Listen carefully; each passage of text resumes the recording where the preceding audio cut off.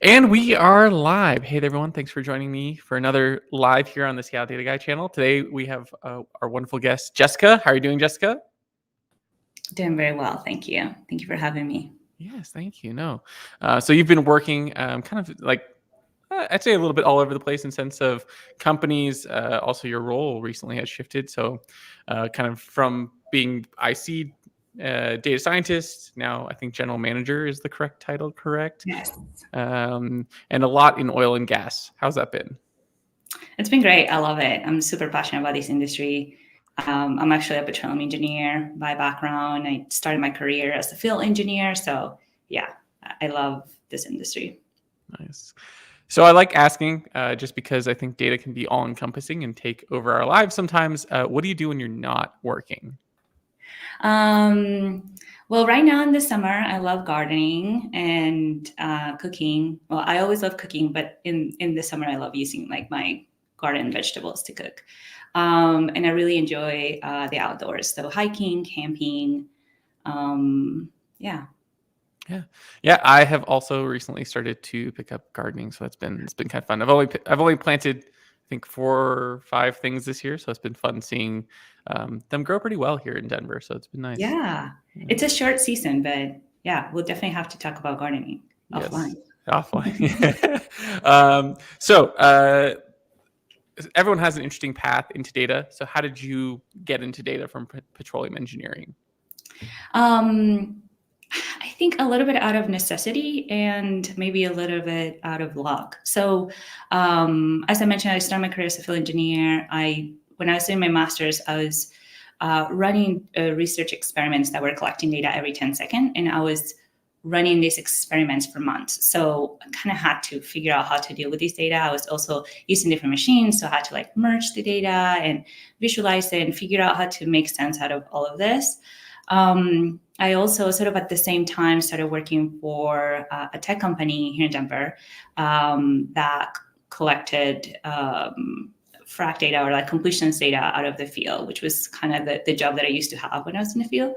So I started really as an SME for that kind of data. And then I just kind of started picking up different skill sets on using this data and doing research with it. And eventually I just kind of stay on that path. Yeah. So with that, just because I know there's different ways you can collect the data. Did you have to physically go to a lot of these machines to get the data? Because I have a cousin who works like in robotics, and he like literally is like, I got to plug into the robot to like extract the data. When I was doing my experiments or Or when you were in the field.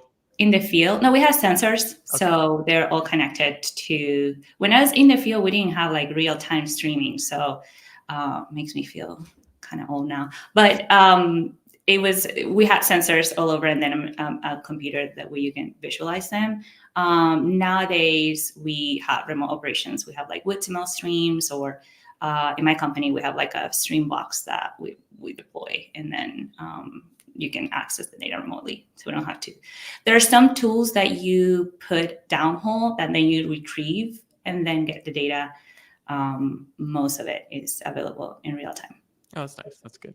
I do. I mean, I do remember that. Like when I came into the data world, that was kind of the goal everyone wanted. Everyone was like, "Let's get IoT everywhere." So it's good to hear that it actually is there, and we're not having to go to machines manually as much anymore.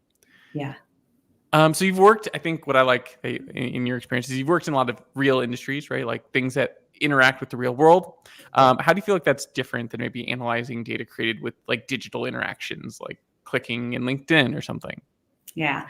I mean, I think there are notable differences. I think that in industries like oil and gas or more industrial like setups, you have sensors, right? So data comes from like physical measurements, and sometimes they can be quite complex. But for me, with an engineering background, they make it very tangible because I know that every data point means something moves, something change, or something, you know what I mean?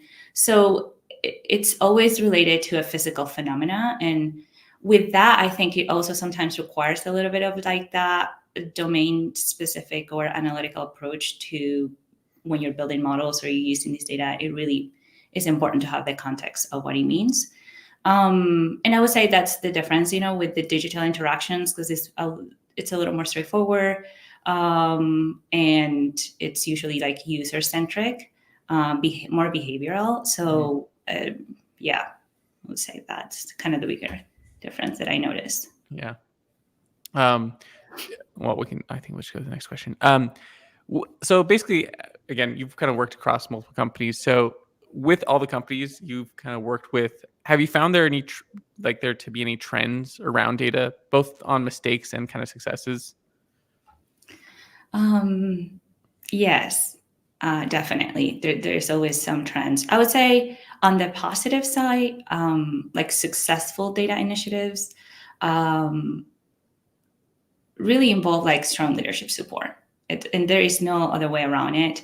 Especially when you see like pushback, or when you have to like really do work on change management for people to change way they collect data or use the data. When you have leadership support and like top down like kind of direction of why it's important, and you have those clear objectives, then I feel like that's when really there is like a successful, path for data products or data solutions. When it comes to issues, I mean, data quality is always an issue. Consistency for us, for example, collecting data from the field, you're collecting data from so many different sources, companies, crews, day crew, night crew, anyhow. So there is always going to be inconsistent data formats, incomplete data, things like that. I think that when it comes to beyond just data issues on its own, when it comes to projects, right, or more so data science projects, I think that scope or requirement gathering, it's like a big challenge, or something that it's a common issue that I've seen across different companies, because at the end of the day, it goes back to miscommunication to me. You can say, we're going to run this model and call it's a real-time solution. And for you, real-time means one thing, and for me, real-time means another thing. Yeah. Or even saying,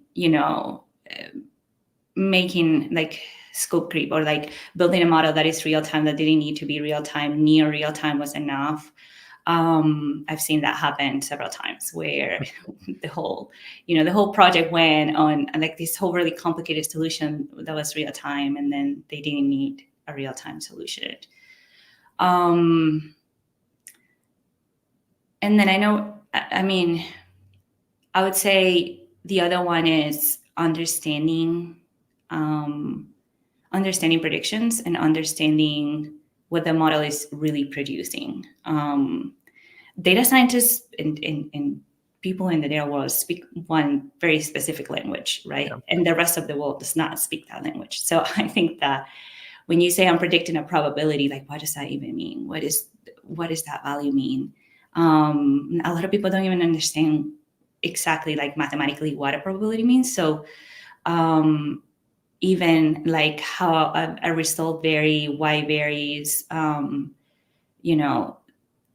a lot of that, again, going back to miscommunication or misunderstanding, can create a lot of issues when it comes to like scoping a project in data. Yeah, no, I like that notion that we speak different languages. That's something I'm trying to dig more into as in my day to day. It's like, how do I make sure I'm communicating with people, wherever they're at. The other thing I thought was, when you reference scope in data science, I think the interesting thing about data science projects is they have this like tendency to sometimes become infinite. Like, how do you kind of avoid that, right? Because it's like, well, you could just keep asking another question and then just go forever. Like, how do you try to avoid that?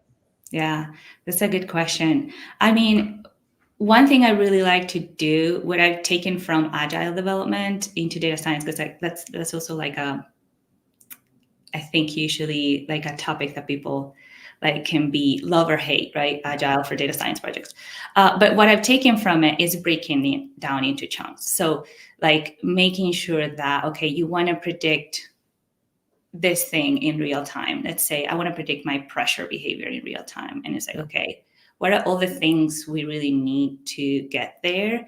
How can we group them into like chunks of sections of projects that I like to call building blocks? So like, which are the building blocks that I can use to say, okay, this building block I can also use here, or it actually on its own delivers value. And that gives us a stopping point.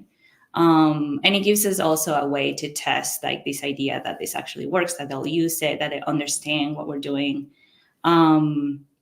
But yeah, I mean, you can always say, especially when you're in my world, when we're integrating data sets from like geoscience data set, like subsurface data with operational surface data, with like physical behavior or mathematical like equations and things like that, of it can get huge, right? Like Yeah. what we really want to do and what questions we are. And is it here? Is it there? Where is the answer? Right? Yeah. Like, yeah. Yeah, that's got to be like I think going back to like the physical data set, it's got to be interesting where like you just have so many different layers where something could be the answer, especially since you kind of probably have data for a lot of it everywhere. Where again, going back to like behavioral customer data, you've got very not straightforward data, but I'd say a little more straightforward data where it's like it's just this user, how they interact, and it's more about just connecting all that information. But Yeah. And sometimes it's just saying we're going to make the assumption that all of this is static, or we're going to make the assumption that, and that's kind of how you put a stop to it, because otherwise you can go forever. Yeah, something sounds like a physics like question. Like we're assuming all these variables are X, Y, Z. Yeah. So again, recently you've kind of you've been in a leadership. Oh man, you've been in a leadership role for a little bit, but you've even now switched, I think, to general manager. So I'm curious, like, how do you transition from like IC to leader? Like, how does that happen? Were there things you did to kind of get that ball rolling in that direction?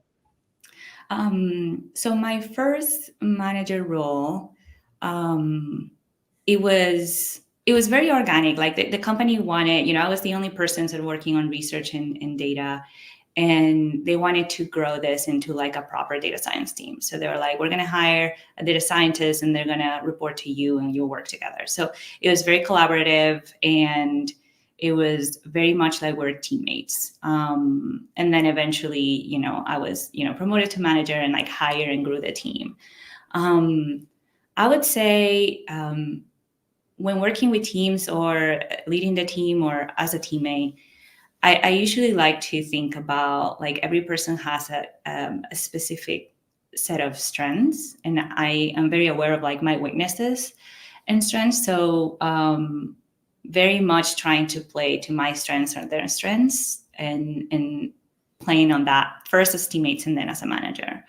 But yeah, it was a little organic of like taking a little more responsibility. I always like reach out to my mentors to get advice and how to make this work and how to make this transition. And then kind of showing up that leadership. And I'm very organized. So I think that some of it just came very naturally of like, oh, I'll put this project together and this is how we're going to split it. This is how to work on it. And from there, I think, my managers at the time saw the potential and then promoted me. But I think a lot of it is, it's a big shift for sure. But a lot of it is understanding first, like what you're good at and how can you play those strengths to transition into that role. Yeah, no, I like that. I think I read somewhere, or someone was writing an article about like how they dislike like people who like being a hero, where it's like you have to be the one that constantly saves the day.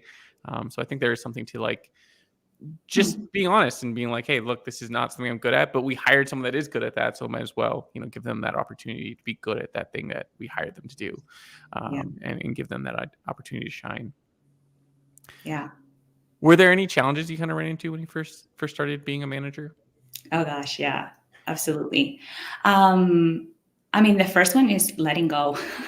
Like you said, the hero, when you really self-reflect, there's a lot of ego attached to your work, right? Like, this is my work. This is the thing I'm delivering. This is my project. So letting go of that is no longer about you, it's about your team. But I think the biggest shift is like the mental shift of being an executor to being an orchestrator. So being the person that is day to day looking at data, doing this, doing that, and rather taking a step back and being like a support, right? Like you are there to support your team and fill in the gaps, and sort of orchestrate, play to everybody's strengths and play to, making sure they're staying on track and they have everything they need to deliver. But with that, comes learning to delegate, right? Delegating and letting go of also control of, as an executor, you get control over, this is how I'm going to do things. And as an orchestrator, you're there more as an advisor, right? I guess it depends on your management style. That's kind of my style. Yeah. And so creating space for them to learn and to grow and to come up with their own ideas, but injecting kind of that advice and advisory sort of role into it. Yeah, no, that the whole idea of like kind of the orchestrator, I really like that, where it's like you can't necessarily know all the details of how things are getting done. You just know what things you think should be done. In terms of absolutely. And also like with letting go comes, and letting go of the ego and letting go all of these things is like, well, they might have better ideas than you, and you have to be open-minded to that, right? It's not like, it doesn't, just because you were promoted to manager right now doesn't mean that you have all the best ideas or you have all the best tools to solve these things. Like, and that's why you are hiring a team and you're building that team with those skills for them to have the best ideas. So being open to that. I think another challenge, now thinking about it, was leading people with more experience and more education than me. Like most of my teams have been built out of, a lot of people have PhDs. So like, I don't have a PhD, and it was okay. How do I, and it's not about feeling insecure. It's about like, okay, how am I going to guide a person that has more knowledge than me? And then again, it's playing to that, what's my strength versus theirs. I think I already came with some experience working in the field. I had to lead crews of people that, had 20 years of experience. So taking that experience or translating that experience into leading teams really helped me. But I think, and what that taught me really was how to build trust with people that would not trust you initially because you're less qualified or less experience or whatnot. So, that has been always like a very interesting part of my transitions into managing or growing into different roles. Yeah. Yeah. When you say leading crews, is this you being involved on like the actual drilling crew, or more like you're kind of there on the technical team on side the drilling crew? Leading the crew, not a drilling crew, of a completions crew. So like, I used to work in like a stimulation boat. Okay. So I had a 18, 20 people crew of like different people, like people operating the pumps, the blenders, people actually, like we call it rigging up, like assembling all the lines, the hoses, the tanks, and like handling all this different equipment. And you kind of orchestrate that whole operation with them. Yeah. Again, kind of just comes off a lot cooler than clicking ads data. So you also kind of came around, I think your management role, I want to say, when I look back, it started around 2020. Were there any unique challenges like leading teams in 2020 for obvious reasons? Yeah, absolutely. And I think maybe slightly different challenge. I think having a team of overachievers that don't get to separate from their computer all day. I do think we all carry some burnout from that.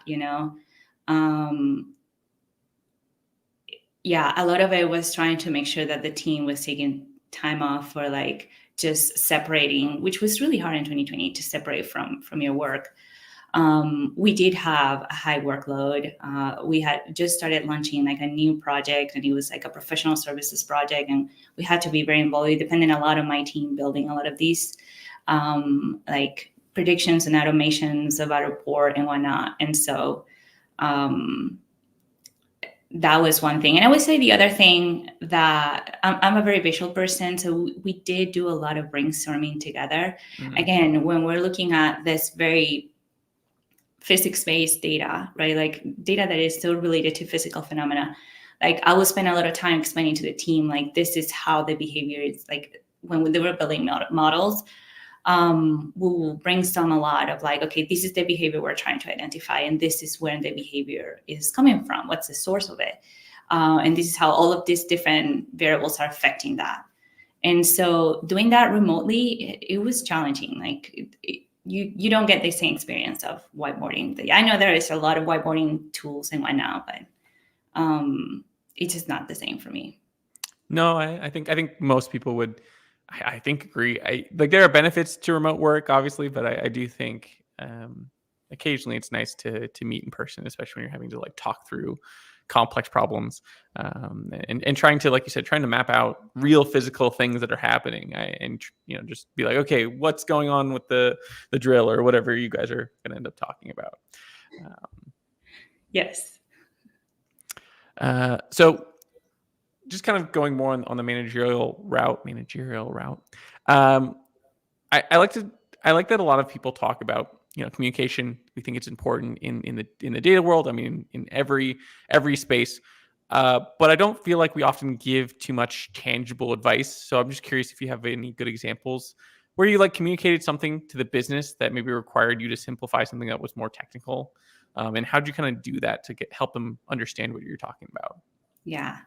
I love this topic, by the way. I love talking about communication because, I mean, and I love trying to understand. And that doesn't mean that I fully understand and I master it, but I really it's one of the things that it gets me excited, is trying to figure out how to communicate things to people that are in a different field.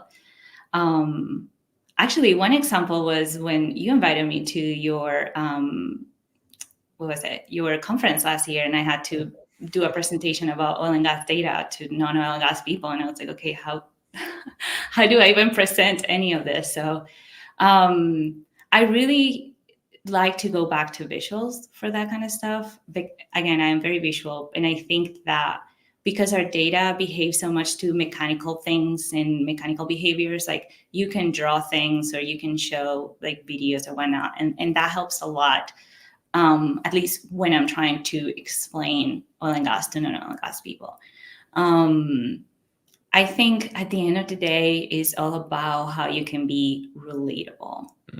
Again, we all, like every person speaks their own sort of language, or every discipline speaks their own language, and they have their own way to process information. So while I'm very visual, other people might not be. So maybe me doing all these drawings and whatnot doesn't really help.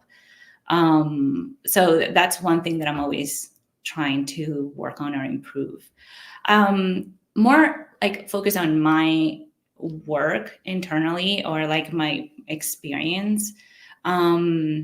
This is actually something that I deal with all the time. So, or that data people in the oil industry deal with all the time, because engineers and geoscientists are not data analysts or data scientists. There is a lot of similarities on, like, they understand obviously like very complex math and all of this, but at the end of the day, when you're talking about everything that relates to collecting the data, cleaning data, building models, deploying these models, maintaining them, like all of that, it doesn't always come as easy. Like it's all related back to like a lot of software engineering that becomes a little abstract for engineers who are so used to tangible things. So, and then a lot of the work that I've done with my teams, our users are people who are in the field, right? So drilling rigs or large fleets, completions fleets, and really their attention is so limited and is really entirely dedicated to safety and speed of the operation. So they a lot of times just don't have the time to like take it to understand, or if they don't see the value or impact immediately, they won't engage. So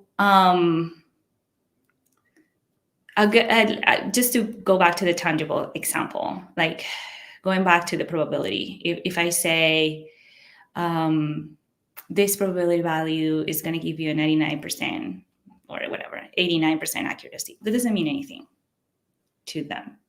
None of these words mean anything. Probability, percentage, accuracy. And it's not to say that they don't understand these words. It's like that doesn't translate to the real world to them. So what I usually like to say is, this prediction, for example, if I'm talking about precision or accuracy or whatever, how good this model is, predicts, within, I don't know, 10 psi, 100 psi of your pressure value. And he does it 9 out of 10 times.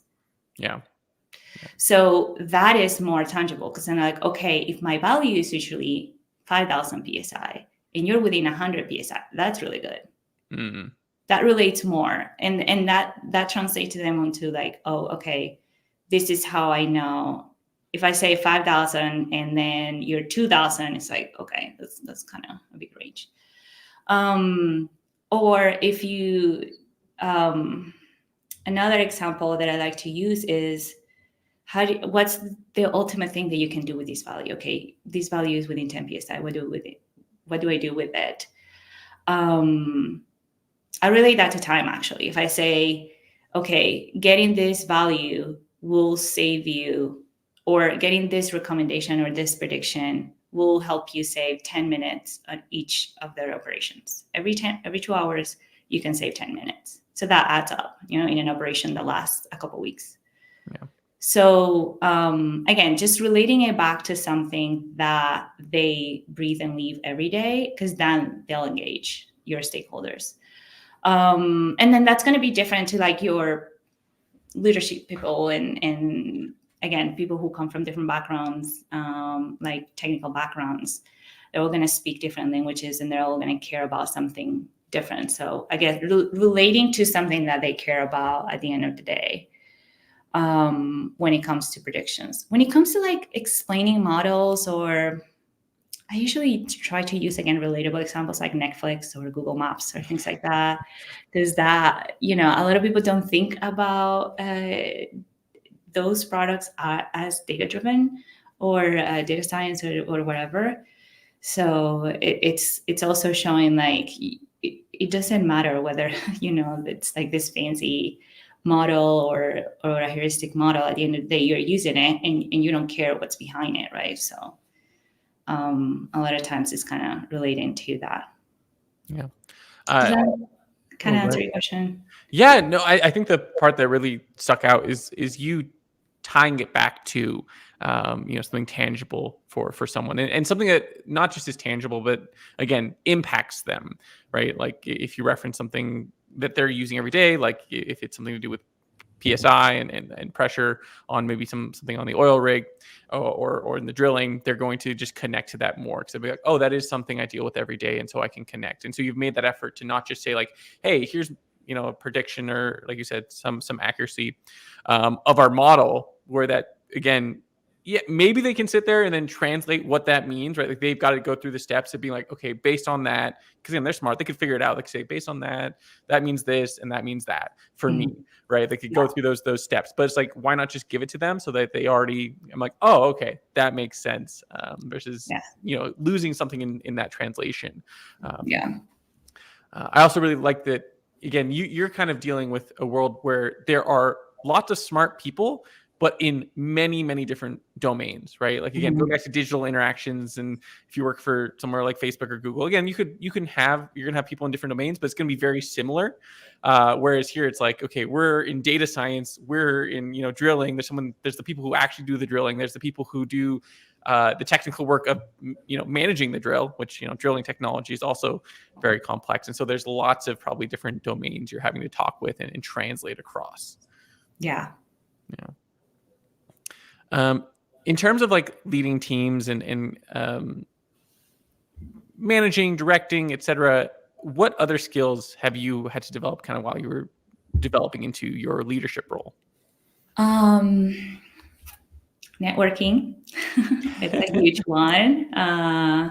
Networking led to this, right? Like, I think networking brings so many opportunities. Public speaking as well. Maybe less related, but publishing kind of interrelates because it really helps you with the writing skills. It helps you with critical thinking, and it helps you once you're presenting. Again, it kind of translates to public speaking and networking. I've actually volunteering in professional organizations helped me a lot with a lot of that, because then you get opportunities to also lead like teams, boards, and whatnot. Learn to communicate. And like plan events, organize, like find speakers. All of these interrelated to you get to build a different set of like soft skills that help you with, at the end of the day, communicating, stakeholder management, critical thinking, and planning, like organizing and planning, I think. Yeah. Yeah. I think you brought up planning a few times. So it sounds like a big part of leading is planning and thinking through just complex goals. Yeah. Yeah. Or even simple ones. I think the thing is, like, there's a lot of people who can come up with ideas, but like actually being able to execute that and bring it to fruition is hard.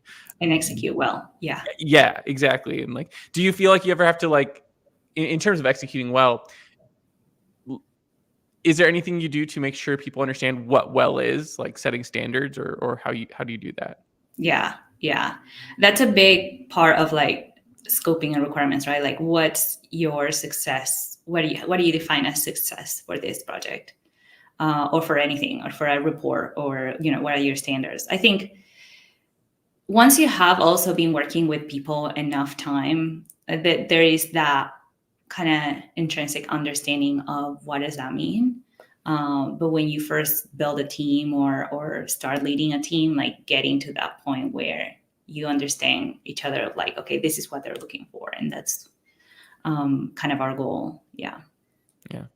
No, I like that. Cause I think that's a big part is like, you want to let people do what they're going to do, but you want them to understand where the bounds are in terms of getting things done. So yeah. That's a good way to put it. Yeah. In terms of like taking like maybe even the next step, so like manager to director, or going on in people's careers, how should people kind of focus on that? Like, what do you think about as kind of the difference as people grow? That can be very different for every industry, right? And I think to manager, director, general manager, all of these titles mean something different for every company. And depending on the size of the company, your roles, your like responsibilities might change, might vary. Like in theory, as you grow in the ladder, you focus more on long-term planning and on more strategy, rather than like tactical and day-to-day operations. But in my experience, maybe because in general I've worked in smaller companies, in technology, and you still do day-to-day. At least there is a couple like special projects or projects that you are the only expert at, or that you have a high stake on, then you're very involved on that day-to-day. But I would say one thing that, maybe two things that are like were very different for me when I started to move to different roles outside of very technical roles, it's understanding the business better. Like you think overall in general, we have a general idea of what the company does, right? But how is it really generating revenue? What are the sources of costs? Where are our markets? Why is it deciding to grow towards this market versus other? How are they making these business decisions, to divest from here and invest into these other things, or refocus, change direction? Where does that come from? So understanding that really helps with staying in line with like where you're going to, and making sure that you're not also going in a completely different direction than what the company is going. And at the end of the day, as you grow into these roles, it's your role to translate that back to your team. So again, making sure that you are kind of keep the pulse of where the company is going and what it's doing, so your team also feels in the loop. Yeah. I think building strong relationships like across different teams, it becomes more and more important. Where it's not just usually when you are an IC or maybe a manager, like you have 1-2 stakeholders and you build really good relationships with them. But being connected with the rest of the teams, even teams that you maybe not interact all the time, it helps a lot with, again, understanding better the business, but also just getting more perspective on what's happening and how all of these pieces come together.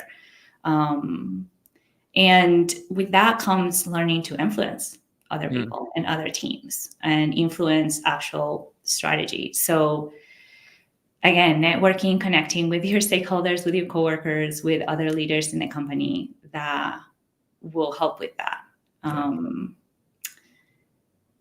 Yeah, I think it's a big shift from going as an executor, from like go, you're delivering things and you're very focused on that, to taking a big step back and being like, okay, pause and think mode, and think about how all of these pieces come together and how me and my team are a part of this bigger strategy.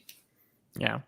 I like that you also brought up influence. That's been another topic I've been thinking more and more about when it comes to, one, working as a consultant and always making sure you're kind of able to give advice and have people lead it. Because you're often coming from a place where sometimes they'll view you as a high influence point. Other times you'll be kind of coming in with very little power, right? Like people will just kind of view you in one way or the other.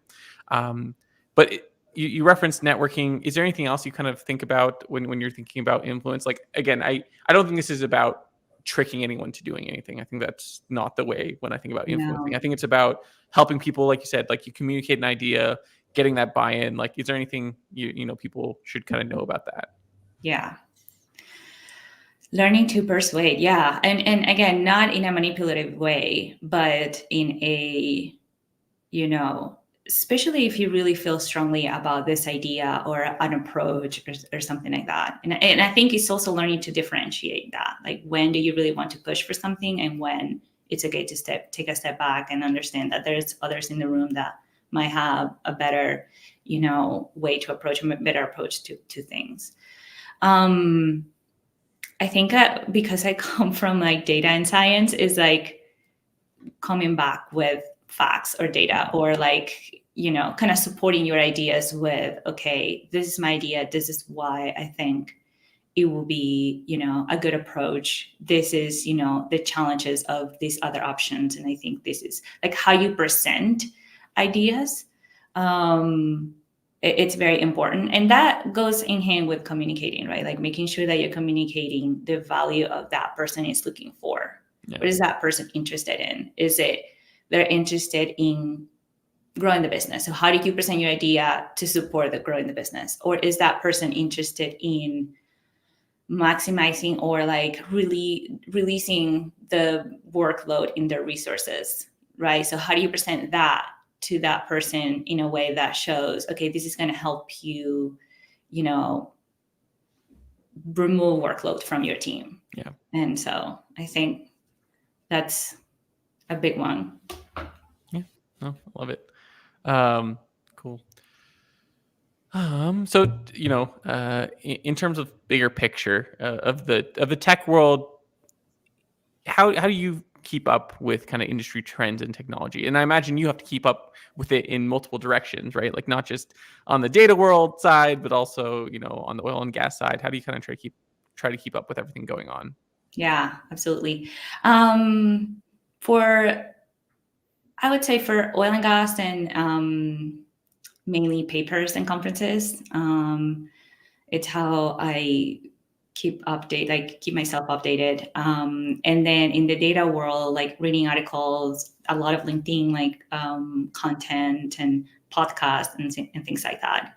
And just networking helps a lot with that, because then you can have more informal conversations if I have a question and you have already a network.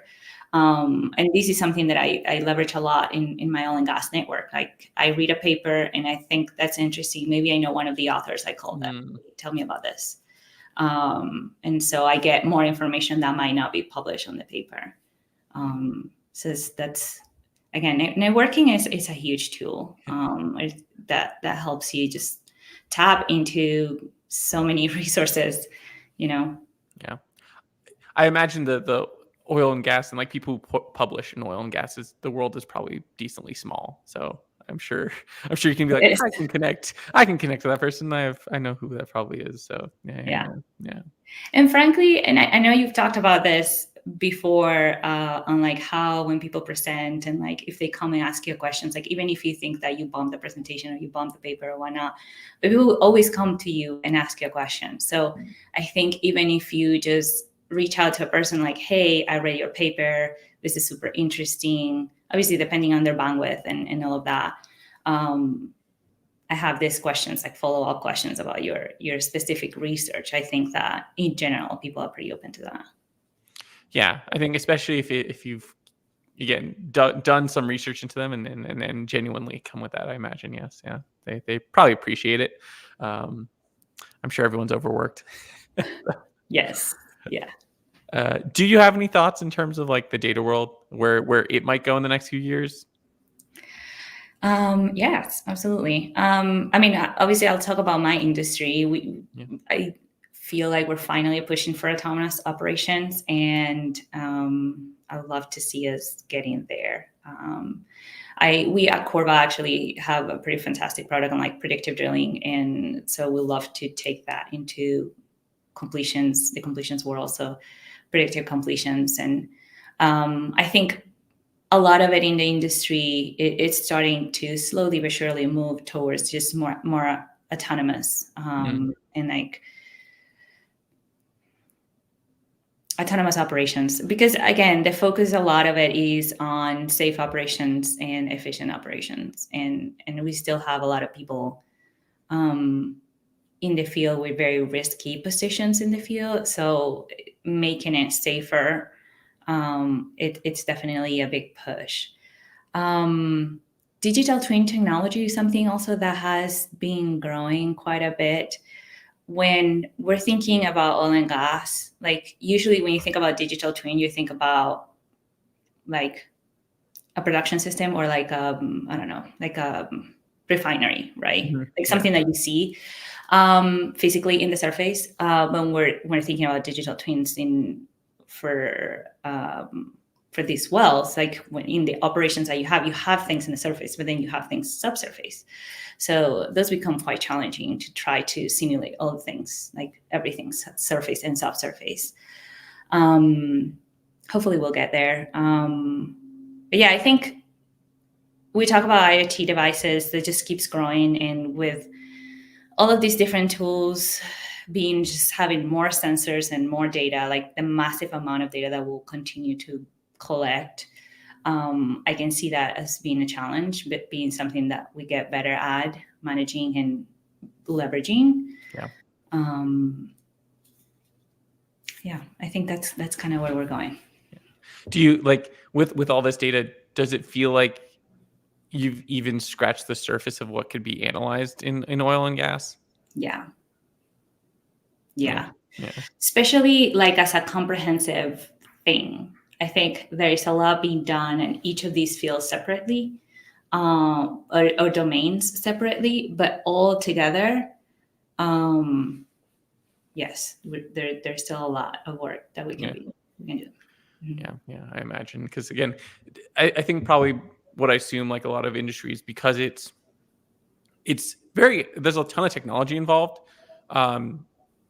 but in many ways, because it's real, you have to move slower, right? Like it's just like you said, safety, all of these things, and so I imagine like we're just starting in terms of like what we could answer in terms of questions with data and try to improve. So yeah, we have to move slower, and then there is also that resistance to change, right? So change management, especially in the field, it's a huge thing, because again, you're trying to change operations that have been done that way for so many years. And sometimes people don't feel comfortable, right, with different types of technologies. Yeah, I do think that one thing that has changed recently, like ChatGPT, has really made it more relatable to people because they can interact with it. And sometimes I feel like people can see the value, right? And when they connect to the value, they're like, okay, maybe I'm more open to some of these solutions. So these ideas, like the putting in a model somewhere, that's funny to think. I mean, are people trying to put ChatGPT into operations workflows and oil and gas, or is that just? Yes, I mean, not. I think a lot of it has been done so far for either educational purposes, like asking questions of, what does this mean or stuff like that, or like building like dashboards or using it more for like getting answers from your data, things like that. Mm-hmm. Okay, that makes sense. Yeah, I was like, I imagine people aren't somehow. I don't know how you would implement it in the field, but I imagine that's probably not where people are trying to get it implemented right now. Yeah. Yeah. I don't know if we've gone through. Let's see. Oh, I mean, this is just a question I usually ask. Do you think there's any terms in the data world that you feel like are overhyped? Yes, so many. And I mean, I use it sometimes. So I'm at fault as well of using the buzzwords. I mean, I wouldn't pinpoint one specific term, but I would say the issue in general with these hype terms, again, because it is the theme of this conversation, is sometimes people use them to help bridge gap in communication of like, I'm going to throw this to kind of simplify, right? And get my point across. But I think it does quite the opposite. Because at the end of the day, saying it's an AI product, it's like a lot of times that means so many different things to different people. I was in a forum a few months ago. We spent a whole afternoon talking about what AI means and what it doesn't mean. So like, that's like, I think the issue with it is the issue with these hype terms is like people either throw them out there to connect, to bridge communication gap with the other person, but it does quite the opposite. It just creates more confusion, and then everybody's thinking about it from a different point of view of not everybody, but usually in those conversations it goes that way, and it's just more hurtful than helpful. Yeah, because I think like a lot of terms, it just eventually becomes meaningless in a weird way, or like just becomes too broad to where it doesn't become useful anymore. Because like you said, now someone says it and you have 10 people thinking about it in 10 different ways. And so you haven't bridged the gap. That's too funny to think. Yeah, that's funny. Okay, we do have a few questions if you're up for it. Okay. Yeah. Well, one of them, I don't know if you deal with the demand and forecasting of gas and oil industry, but someone's curious if you've got any thoughts there. I do not. We don't. I really deal with more operational data, so like drilling operations and completions operations, like data, like time series sensor data, like pressures, rates from the operation, or like drilling, it's like rate of penetration or weight on bid, or like actual like technical values, not necessarily forecasting. So the way it works in the oil industry is that you have oil and gas operators, right? That they sort of own the wells. They think of it as the development company, and then they hire all of these contractors to build their wells, and then they operate the well, but then they contract all these different people to drill, complete, and do all these things in the well. So I'm on the contractor side, like collecting that data. The operators are the ones usually, or like their tech companies actually do forecasting. But yeah. Do you since you referenced time series, do you do some level of maybe forecasting might not be the right question, but like, or right word, but in terms of like trying to predict how oil is being pulled out of the earth? Actually, yes. I mean, so when we're thinking of optimizing some of these operations, because the ultimate goal is to produce more, we do have to relate back to that. So we are working actually on optimizing production or like well performance. And so part of that is how do you optimize your operation, the best design for the operation, and the best like well spacing and all of these different things to optimize for production. Yeah, makes sense.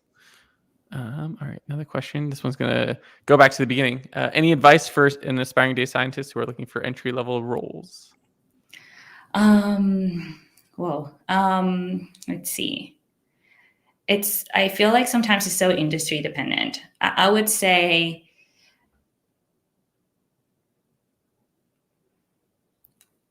it really depends. If you're already in kind of have a career and are switching roles to data science, again, leverage your strengths, leverage what you know today, like your skill set that you have or the knowledge that you have in your industry. That was my entry way for me. Like I leveraged my expertise in these specific data sets, and I entered through that, and then kind of got the rest of the skills along the way. If you are just like a new grad, I would say a lot of it is learning somehow being able to show your deliverables and your communication when you interview. I think that's something that speaks volumes of like if you do for example, a lot of people do like tests and things like that. Like how you present yourself. If you have to do a report or something like that, how you present that. Or if you have like a portfolio, I guess, how you present all of the different projects. I think a lot of that speaks volumes of how detail oriented you are, how you communicate things, how you build your things. Yeah. Makes sense. Someone's asking on, where's this one? Yeah. So I'll just maybe rephrase this a little bit. What technologies are you using to kind of pull out data, manage data, store it, etc.? So, the data science team, so I'm not leading the data science team anymore, but the data science team lives and breathes Python, basically. Our data is stored in MongoDB. It's mainly unstructured. And structure in a way, but it's not like a SQL database or anything like that. Yeah. And then, we use AWS Shop, so we use a lot of like S3 and SageMaker for like our models. I should have prepared better for that question. It's part of the Q&A. It's all good. It's okay. I just haven't led the team for a while, so that's kind of what we're using at the time. Yeah. You're like looking. I'm like looking at my cheat sheet. Yes. So again, you switched to general manager. What does that mean? Just curious. Like, what does GM mean in terms of? That's a good question. I was going to say I'm still figuring it out. No, it's basically my two main sort of focuses are like product strategy and commercial strategy. So for that, I really collaborate with every team in the company. So the product team, the ops, we have a 24/7 ops team that is always dealing with like any data issue that comes from the field or data connections that we lost or whatnot. Our sales marketing team, our leadership team, our data science team, our research team. So I'm like really collaborating across and coordinating across all these different teams, making sure that the strategy and the vision that we have gets executed. And then a lot of supporting, whenever they need me for a meeting or they need me for a specific like brainstorming, or it's just like I'm more of a support and going back to orchestrator sort of role for the product line. Yeah. It's do you I guess in terms of switch, were there anywhere else in this specific role you feel like you've had to pick up anything since you referenced product? Anything on the product side? Sorry, what was it? Oh, sorry. Like in terms of skills, like is there any different skills you've picked up, like having to work with the product side? Do you have to think more about the product? Like what? Yes. Yeah. Yes, I have to think a lot more about the product. I mean, a lot of it is just spending time using the product, right? And then listening to your customers, so what they don't like about it, and then trying to think about, communicating that back um, to the product team. But yeah, a lot of it is it's because I didn't start here when the product started.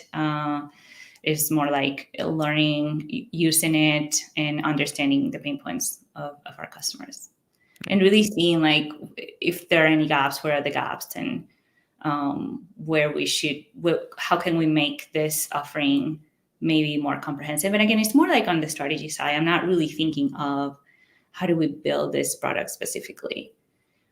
We have like an amazing product team that does all of that. Yeah. Let's see. You probably have time for at least one more question. Let's see. All right. I mean, we kind of talked a little bit about this, but we can kind of do a really recap. It's like, so what's prepared you essentially to lead data science teams? Was it experience, trial and error, anything? Both. Let's see. I mean, I think a lot of it is too like what you like doing. I really love leadership roles and leading teams. Like, so because I really enjoyed it, I feel like it's not like a natural thing, but I feel like it just became easy for me to transition.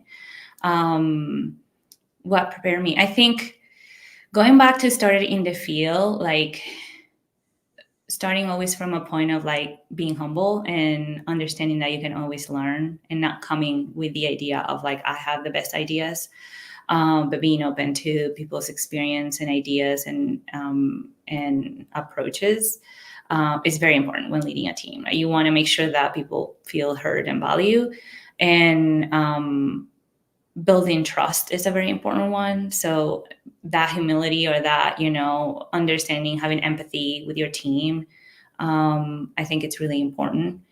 So some of it was my own experience leading crews in the field, that it was very challenging, right? As a young female, 20-something-year-old, trying to lead a very experienced set of people. And so learning to I always have like these periods of, like I call it the period of grace, and is letting people, just go back and forth, and maybe you feel like they don't trust you, or they don't follow you, but then, allowing for that trust building period. And so that was my experience. And then trial and error. I mean, I think always, because if you're growing, and you're always going to want to try new things and implement new things. And so understanding too that obviously you work as a team, but every person is an individual and likes different things, or is productive in different ways. And so leveraging that to make sure that you achieve goals. Yeah, no, I like that. And I'm sure we could dive into a whole other hour about, what it's like to lead teams as a woman on, especially what I imagine is a very male dominated field of oil drilling. I'm sure that comes with plenty of challenges, but yeah, no, I really appreciated this. We are at the top of the hour, so I don't want to hold you too long, but I don't know, any other thoughts going forward? No, thank you so much, Ben, for this time. It was really fun. I really appreciate everyone that joined and listened to us talk for a whole hour. So thank you so much. No, thank you. I appreciate your time. And I thank everyone for listening. This was great. But thank you all. And if you guys don't have any other questions, I'll hit end stream.